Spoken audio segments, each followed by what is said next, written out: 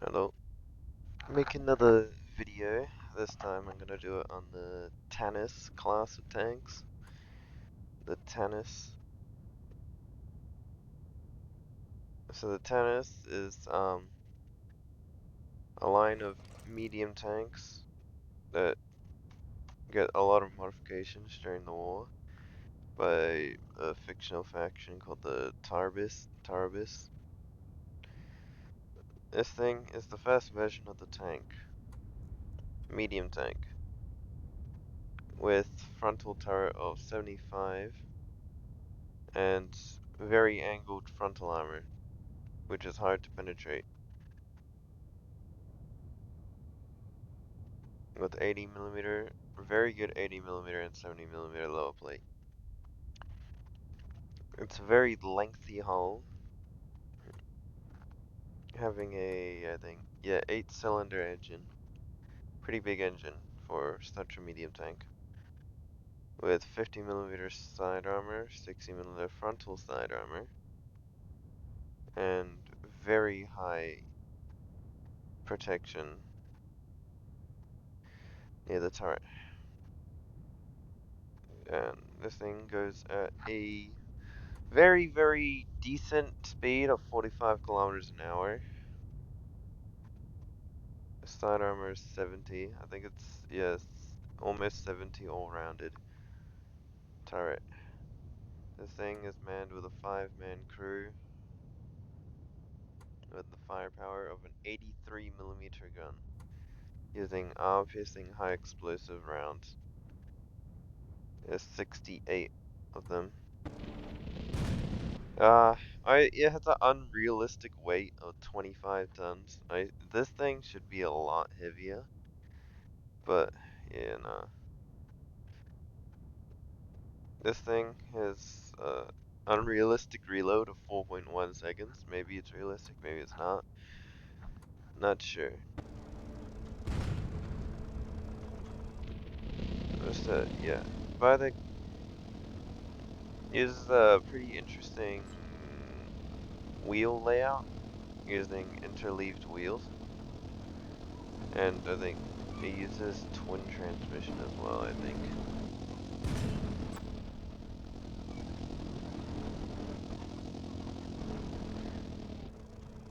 Now this thing, despite being a mid-war medium, isn't that great because of its frontal turret. Now we'll go through the 1942 modification, the Tannis G15. A tank destroyer, 105mm of frontal armor, 80mm side, and the back is 60mm. The thing has the same engine, of course, lots of fuel, lots and lots of fuel, weighs 29 tons, and has twin 90mm guns. 92mm anti-tank guns. This thing is tough. Well, not tough in the armor, but it's very good for anti-tank capabilities. Especially because it's twin 90mm. If one doesn't penetrate, the other one probably will. 157mm pen. And now we'll go 1943 installment.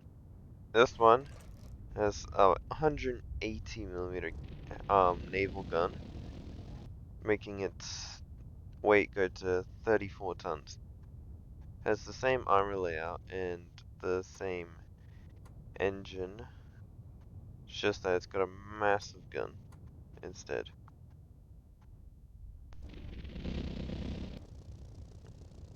Now, because of its massive ass gun, it gets 241mm of penetration.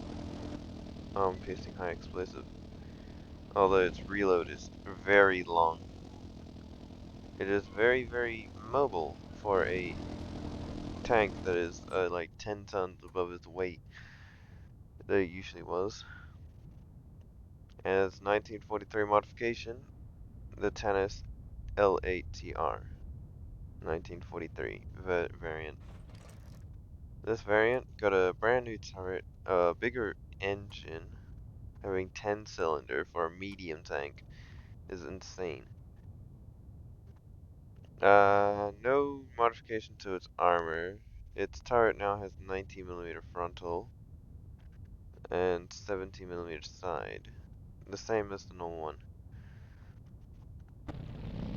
This thing, although carrying a 107mm howitzer instead, a massive gun for the mid-war era.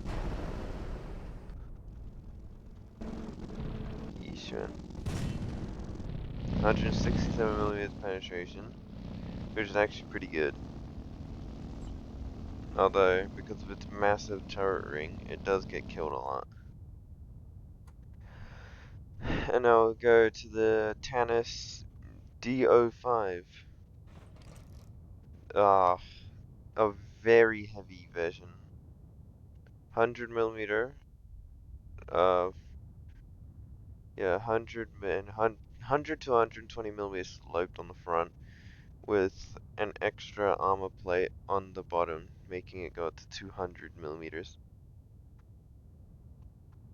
The frontal turret of this thing is 200mm, of course, with a, I think, 380mm rocket, or quote unquote rocket, the limitations of this. Yeah, no, 100mm frontal side, 70mm, 80mm side. The back of the turret is 20mm. 80mm. This is the heavy tank. This is built on the heavy tank chassis version of this thing. Although pretty heavy, especially because it's 60 tons, it's very powerful. It's very powerful. Very powerful. It's just that its barrel isn't very big, so it doesn't get a lot of pin. But yeah, 68-ton vehicle. And then the Tanis G20. It's another late war one. This time with an even bigger naval gun, with an additional armor plate attached to the front of the turret, making it 200mm. Only problem is that they still kept the same hull armor, meaning that this thing doesn't have a lot of protection in a open area, but in a hull down area is very good. This thing increases its weight to 39 tons, getting a lot heavier from the medium tank chassis. Still has the 8-cylinder engine, the same 8-cylinder engine, which is not very great for this thing since it's very heavy. 42 kilometers an hour with a very powerful recoil. This thing could not be used in real life, I swear. It has too much recoil. And then here it is, the medium tank variant. Medium tank. It got a lot taller to fit a lot more things, but now it's angled 90mm to stop a lot of the shells. And the same 90mm frontal turret, but this time fitted with a powerful 92mm gun.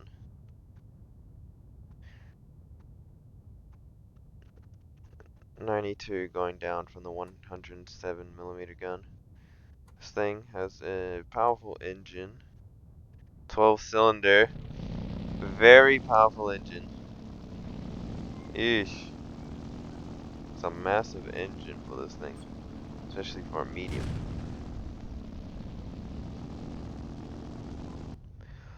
Although a pretty solid medium, it still doesn't perform well because of its bad armor layout. Now, going for the Tanis TO5, a heavy tank modification of the medium chassis. This time with a much wider hull and 100mm slanted with a 100mm lower plate and 140mm frontal turret.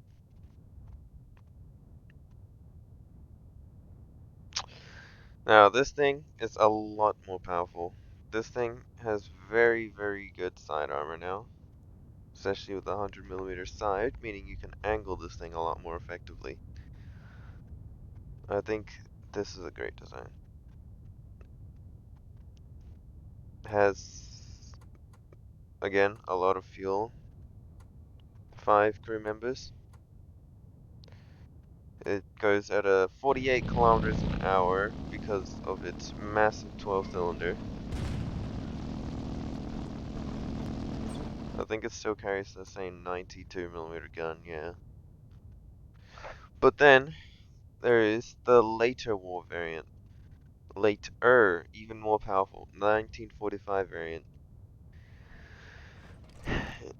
The 1945 variant has a different mantlet, still sporting the same 92mm gun, this time with armor plates all over it, going to 200mm, with the lower plate also getting it 200mm, increasing its weight to 49 tons.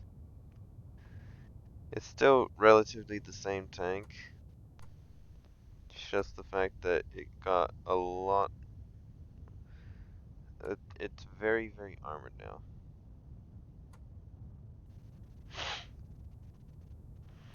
Yeah, no, nothing is going to pen this thing effectively, especially since it's got 200mm of penetration.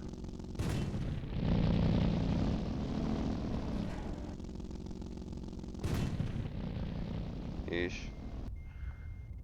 Very fast for a medium though. Very, very fast. I mean, heavy. Still spotting the same interleaved wheels.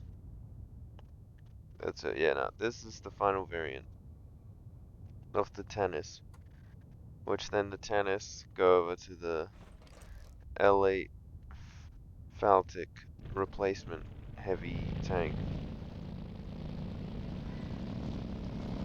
This thing is a modern 1946 tank going off into a very different heavy tank direction with very, very good angled 100mm,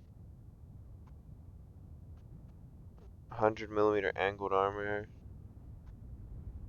with, I think, a 4-man crew. No, it has a 5-man crew. I don't know where the freaking radio operator sits though. So 200mm frontal mantlet, of course, with very, very good angled side and back. For this thing's weight class of 70 tons, this thing goes pretty fast at 54 kilometers an hour with a massive 12-cylinder engine again.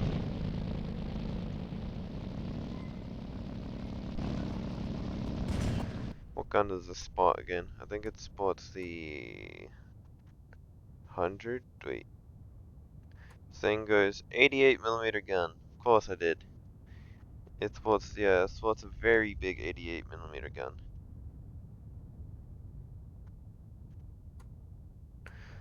Yeah, that's about it though.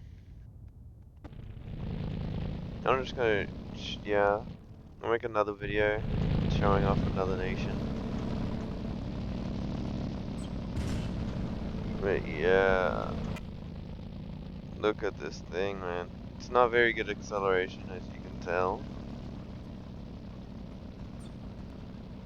But,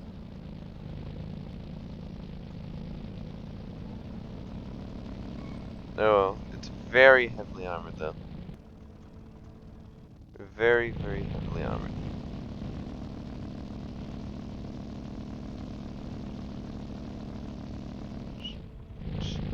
Yeah. Alright, I'm just gonna end the video here. I don't think this is one of my best videos. I've just been showing off tanks, so.